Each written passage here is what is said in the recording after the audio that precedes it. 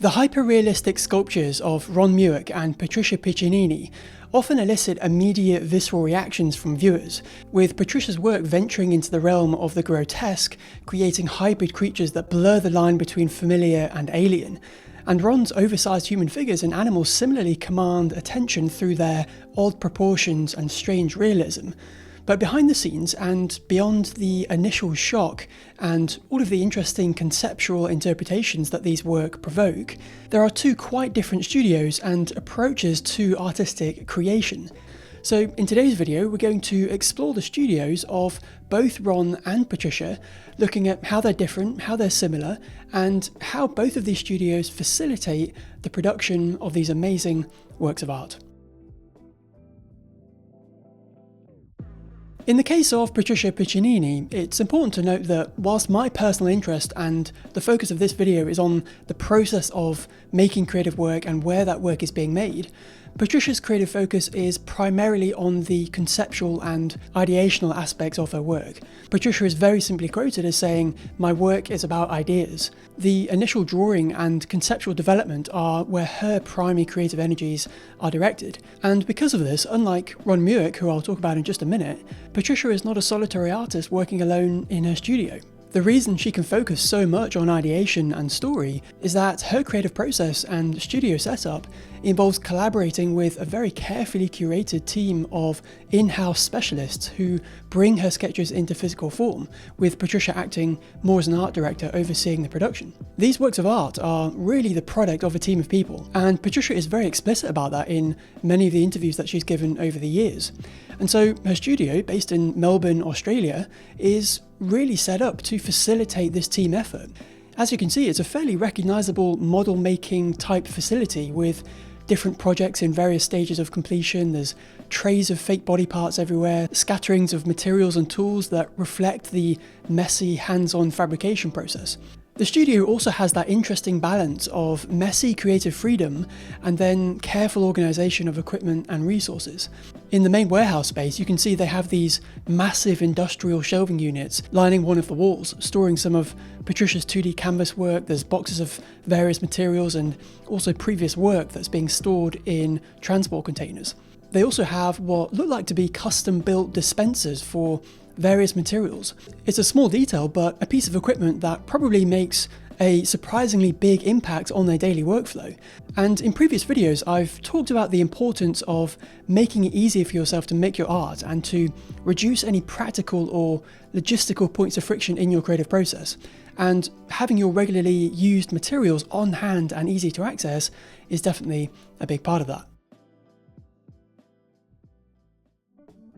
The studio accommodates up to around 8 artists from anywhere between 4 to 18 months depending on the size of the sculpture that they're working on, with each person specialising in a very particular step in that process. Based on the images that we have, it looks like the warehouse is divided up into designated rooms for specific tasks. So for example, they have a separate office type room, at least partially used for turning Patricia's initial drawings into a 3D model, which is then used to create the physical model that is then cast in fiberglass. You can see here the studio also has various rooms for the casting stage, which is often very messy and requires a lot of raw materials and specialised equipment to be on hand and easily accessible.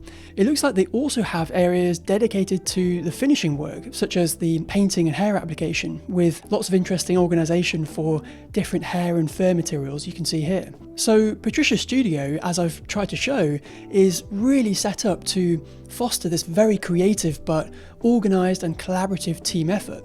And she herself said that her ideas would simply not go beyond her 2D sketch if it were not for the studio and the team of people that she works with. And what's really interesting is that this collaborative approach seems to almost manifest in her initial ideas and the finished work, with many of her sculptures featuring multiple figures interacting, embracing, or just existing in shared spaces, perhaps subtly reflecting the very communal and collective nature of both Patricia's studio and her personal inclinations and interests.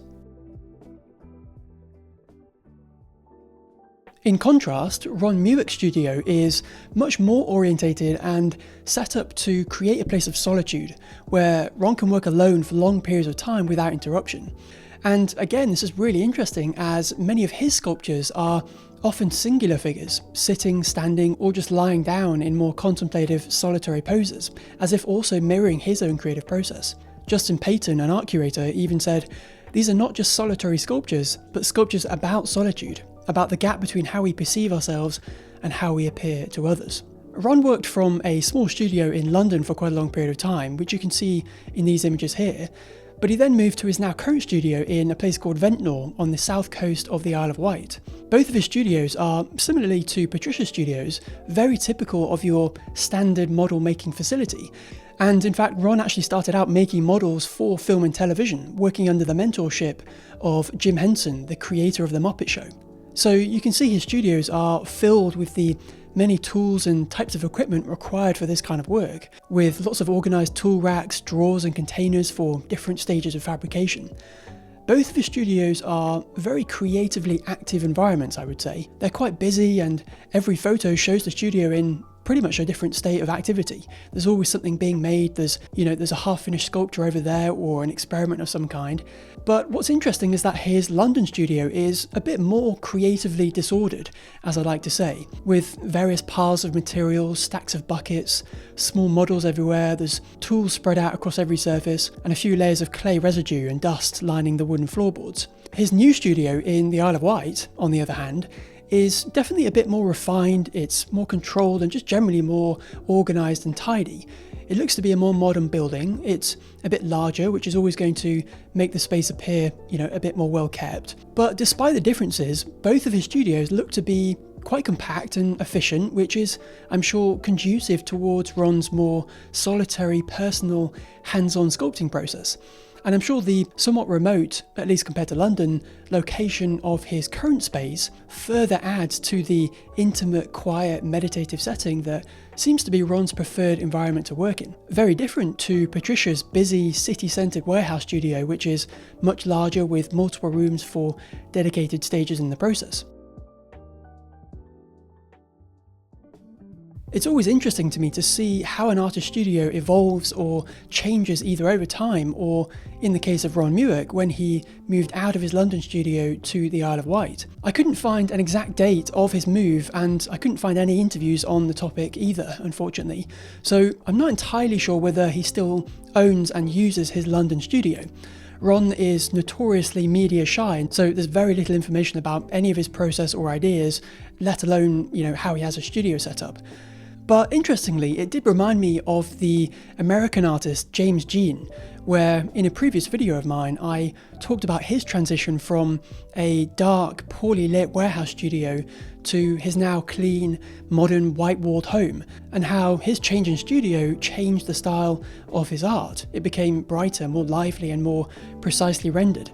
In the same light, Ron's creative style has seen some interesting changes after he started working from his more modern, controlled, more spacious studio. Whilst he still uses many of the same fabrication techniques from his past sculptures, they're often used on a smaller scale, making them much easier to produce by himself. Ron has also produced a number of sculptures requiring either less collaboration or fewer complex fabrication stages.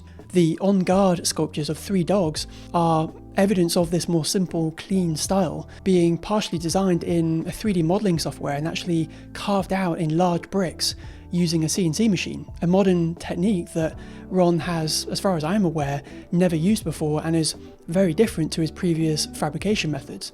I'd also imagine that the availability of assistance is much harder to find on the Isle of Wight, which is a separated island from the UK mainland, if you weren't aware. Maybe intentionally chosen by Ron for this reason, right? To move away from the excessive collaboration that was very much a part of his early career as a model maker, and moving even more towards a quiet solitude where he can find those deep states of flow and focus to engage in deep work, as the writer Cal Newport talks about. Saying all that, I don't want to make it seem as though Ron is, totally averse to working with other people, of course. The installation he calls Mass, 100 individually cast skulls, was a really big collaborative effort between Ron and a team of people in Melbourne. But generally speaking, it does seem like Ron's Isle of Wight studio is a place to find quiet solitude. And I personally very much relate to Ron's work style, with a gravitation towards being alone, at least when I'm doing creative work. But of course, different kinds of creative work demand different environments and different setups. And that's part of the reason I wanted to discuss both Patricia and Ron's studios. I enjoy looking at all kinds of different studio setups, as you've probably seen in my previous videos. So it was very interesting to see them both create very similar kinds of art, but have very different approaches, requirements, and mindsets with regards to setting up and using a studio. And hopefully you guys can resonate with my interest in this subject. In fact, both of these artists were recommended to me by people in the comments in previous videos. So firstly, thank you. And if you guys know anyone else that I should check out, possibly do a studio review for, let me know in the comments. I do read every single comment, so let me know your thoughts. If you enjoy what I do here on this channel, consider liking the video, it really goes a long way, and subscribe if you want to see more videos like this in the future. But until then, thanks for watching.